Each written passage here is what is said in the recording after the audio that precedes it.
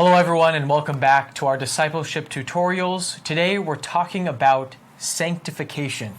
That's a big word. It is. And some people might hear it and think, oh man, sanctification sounds like such a drag.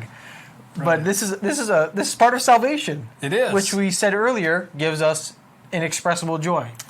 Amen. So this is a very good thing. Yeah. Part of God working holiness in us. As we follow Jesus, we become like him in every aspect of our lives. Amen. Amen. And growing in holiness. So keep that in mind. Are you holy? I'm growing in it. I'm growing in it. Thank you. Thank you. Yeah. Yes, me too. And so any other Christian that you may run into is in the process of growing in holiness. In fact, I don't think any of the apostles believed that they had achieved holiness. And I think we're assured in the Bible that we won't be holy, completely holy, until we meet Jesus in heaven. Right, correct. Right. And there's a sense in which we would call positional sanctification, so like justification. Yeah. In God's eyes, we're righteous, we're holy, based on what Jesus has done. Yes. But in our practical outworking, we're still learning to live like Jesus. Right. So it's a process. It's a process. Yeah. We're working out our salvation in fear and trembling. We're working this out. So part of sanctification, this growing in holiness, what we want to look at first is where it comes from. Who's producing this activity in our lives? Right. So the first place that we see this activity being produced from is from God the Father. God the Father himself. And this is brought out in a scripture in 1 Thessalonians chapter number 5, verse 23, where we read, "Now may the God of peace himself sanctify you completely, and may your whole spirit, soul, and body be preserved blameless at the coming of our Lord Jesus Christ." So there's the promise that God is going to be producing this holiness in us. Yes. As we cooperate and obey him. Yeah, it actually says, "May the God of peace himself sanctify you completely." So he is directly, God the Father is directly involved in your sanctification, and it's amazing. It's wonderful. What about Jesus? Is Jesus involved in our sanctification? He is, because we are his disciples. We're following him. Yeah. And Jesus told us in John 15:5, "I'm the vine, you are the branches," speaking to the disciples. "He who abides in me and I in him bears much fruit, for without me you can do nothing." So Jesus says, if you want to bear fruits of the Spirit, for example, you need to remain intimate, remain close to me. Yeah. And we're going to look at it in a second. Two of the ways we can do that is through prayer and the Word of God. So Jesus says, if you remain close to me, you're the branch that needs to stay close, connected to the vine, I'll produce the holiness, the fruit in your life. So here we've got God the Father. Now we hear God the Son. What about God the Holy Spirit? I think I've found one that God the Holy Spirit is also involved in our sanctification, and this is found in 1 Peter chapter 1, verse 2, where it says, "Elect according to the foreknowledge of God the Father, in sanctification of the Spirit, for obedience and sprinkling of the blood of Jesus Christ." So we see that the sanctification of the Spirit of God. So God the Holy Spirit is also involved in our sanctification. Right. So Father, Son, Holy Spirit, they are all involved in you and I becoming holy and growing in holiness. Correct. And one of the ways or the tools that God uses to grow us in holiness is the Word of God. So we go to John chapter 17, starting in verse 17, Jesus says this, "Sanctify them," the disciples, "by your truth. Your word is truth. As you sent me into the world, I also have sent them into the world. And for their sakes I sanctify myself, that they also may be sanctified by the truth." So one of the ways that we grow in our holiness is through God's truth, the Scriptures. Amen. Amen. So we had talked about studying Scripture, right? And you can see how these things are connected as we move forward. This is connected.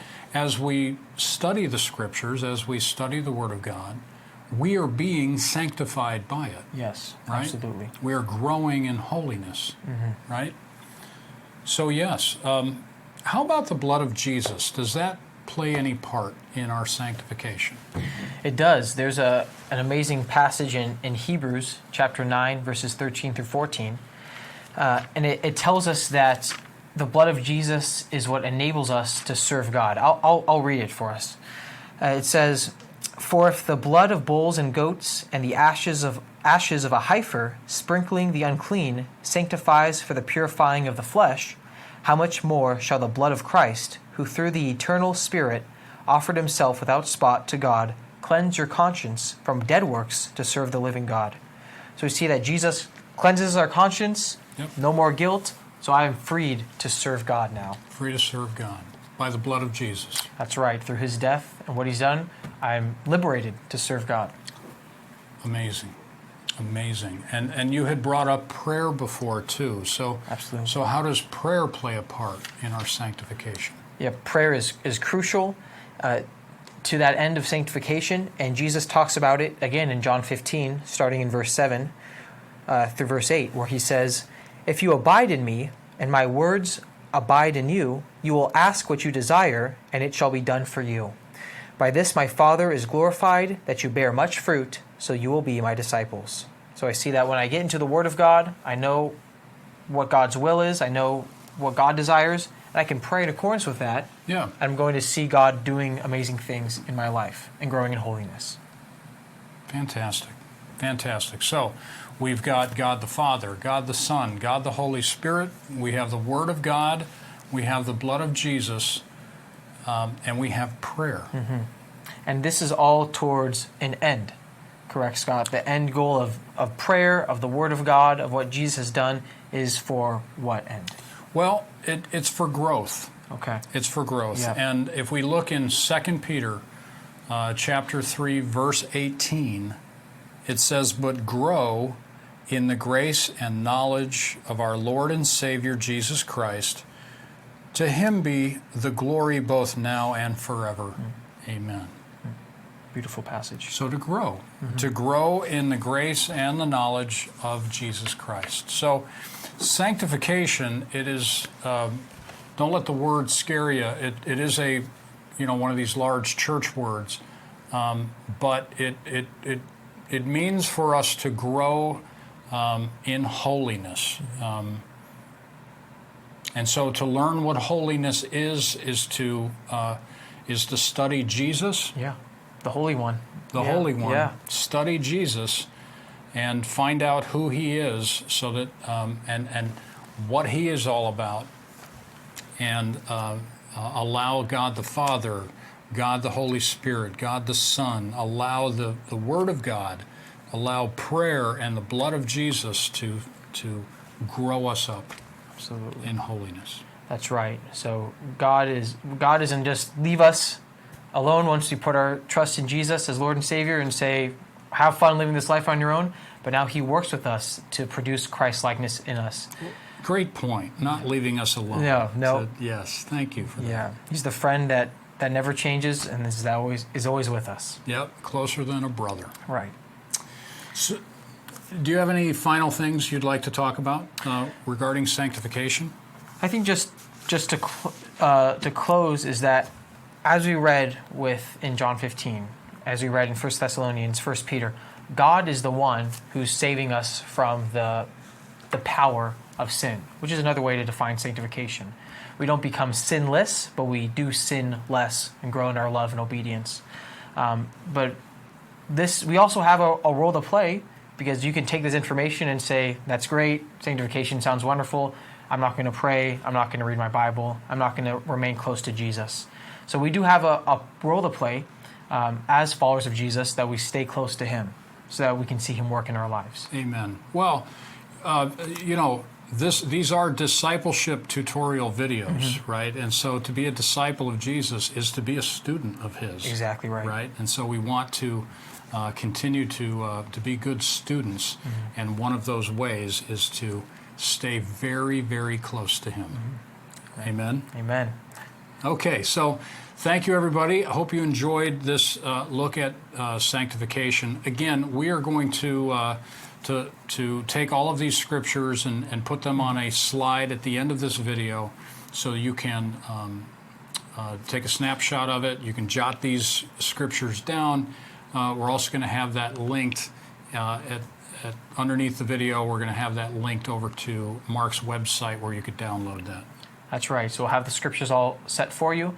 And then our last stop on the umbrella term of salvation will be glorification. So when we are finally fully sanctified and made like Jesus. So be sure to stay tuned for that video. Amen. God bless you. Bye now.